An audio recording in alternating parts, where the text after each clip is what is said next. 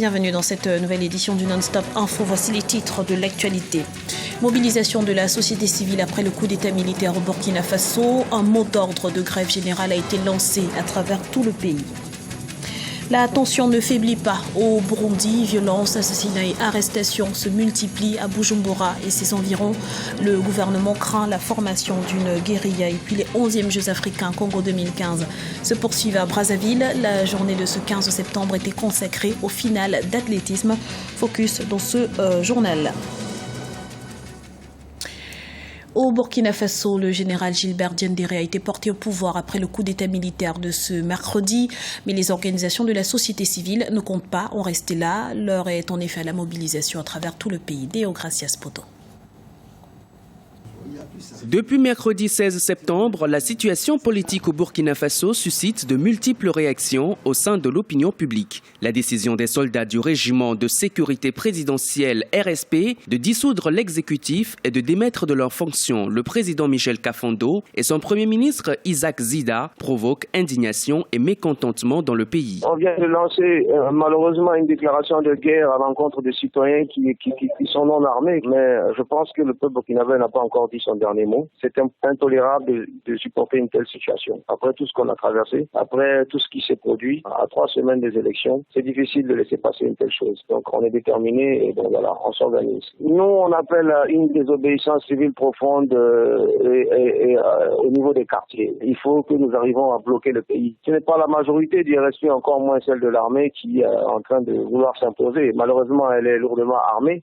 Et voilà, mais nous allons les affronter. Dans ce climat de contestation, Gilbert Diendéré, l'ancien chef d'état-major de l'ex-président Blaise Compaoré, a été proclamé président du CND, Conseil national de la démocratie. Dans un autre communiqué en date de ce jeudi 17 septembre 2015, le CND a indiqué que les secrétaires généraux des ministères assumeront les affaires courantes. Les leaders syndicaux burkinabés se veulent aussi rassurants. En grève générale illimitée, ils estiment avoir une responsabilité à assumer dans le processus démocratique de leur pays. Nous ne pouvons qu'être optimistes puisque nous battons. La position du mouvement syndical, d'abord, c'est l'absence des militaires sur le champ politique. Et de ce point de vue, on ne peut pas continuer de cautionner des coups d'État. Dès lors qu'on n'a pas encore fini avec la situation, il n'y a pas à s'asseoir. Donc le mot d'ordre de grève qui est lancé, ce n'est pas que les gens restent chez eux à la maison dormir. De toute façon, si on refuse de s'assumer aujourd'hui, qu'on ne veuille pas, un jour ou l'autre, ça sera nos petits-enfants, nos enfants qui vont s'assumer. Si on est contre un coup d'État, on ne peut pas être d'accord avec les décisions qui proviennent de ce coup d'État. Le pays est en difficulté, c'est dans la rue qu'on doit l'exprimer. Tous les regards sont désormais tournés vers le Burkina Faso. Les derniers événements compromettent la tenue des élections présidentielles prévues pour le 11 octobre prochain.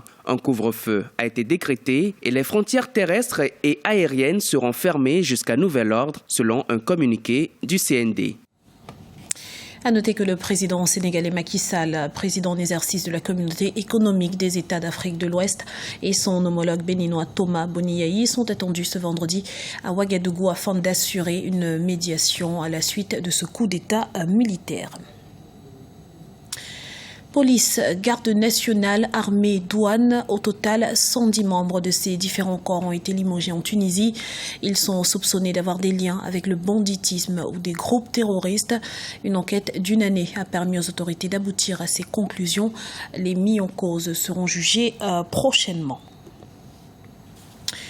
Situation toujours tendue au Burundi, vagues d'arrestations se multiplient dans le pays.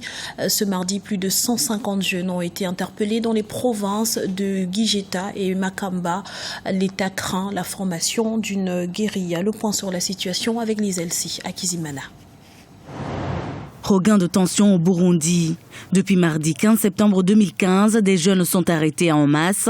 À Gitega au centre du pays et à Makamba au sud, on parle d'une arrestation de plus de 150 jeunes entre mardi et mercredi, mais aussi de 210 jeunes à bord de 10 minibus ce jeudi 17 septembre à Karouzi au nord du pays. Le fait est que l'État sent qu'il y a une vague de gens qui vont peut-être rallier ce qu'ils considèrent comme les anciens putschistes ou les futurs belligérants militaires, donc une guérilla qui serait en train de se mettre en place dans le pays. Donc tous les jeunes sont considérés comme pouvant être contre l'État, et donc pour des raisons, comme ils disent l'enquête, on arrête qui que ce soit dans la rue, où hier on a eu au moins 200 personnes qui ont été arrêtées, on ne sait pas combien vont être relâchées. À côté de ça, la peur des gens, c'est que certaines personnes qui sont arrêtées ne reviennent pas. ou elles disparaissent, ou elles se font emprisonner, ou on les retrouve mortes le matin. Donc nous sommes dans une impasse où l'État veut faire croire à une situation maîtrisée, mais où la réalité démontre que ça ne va pas. Ces arrestations se sont également déroulées au centre-ville de Bujumbura dans la journée de mercredi 7 septembre. La police a également mené des fouilles-perquisitions ce jeudi dans les quartiers qui ont manifesté contre le troisième mandat du président Pierre Nkurunziza. Ce sont des fouilles-perquisitions qui se déroulent pas seulement à Mutakura, mais également à Musaga, Nyakabiga et Bugiza, également à l'intérieur du pays comme dans Bujumbura rural. Et ce sont des perquisitions qui visent à rechercher toutes les personnes ou les objets susceptibles de perturber la sécurité. Et ce sont des opérations de police de routine. Depuis la réélection du président Pierre Nkurunziza lors de la présidentielle très controversée du 21 juillet 2015, les violences, les assassinats ciblés et les arrestations se sont multipliées. Pour l'heure, les négociations engagées entre le pouvoir et l'opposition pour trouver une solution à cette crise burundaise restent bloquées. Dans l'actualité également, la Guinée-Bissau a un nouveau Premier ministre. Il s'agit de Carlos Correa. Il avait été proposé ce mercredi au président José Mario Vaz après une réunion du bureau politique. Et sur les 77 membres présents, 76 voix se sont portées sur ce candidat. Un choix du consensus donc qui devrait permettre de mettre fin à la crise politique ouverte par le limogeage de Domingos Simoes Pereira le 12 août 2015. Du sport à présent, finale d'athlétisme aux 11e Jeux africains de Brazzaville, ce mardi 15 septembre au stade de l'Unité. À l'honneur, le relais 4 fois 100 mètres, le 3000 mètres steeple et le 100 mètres haie.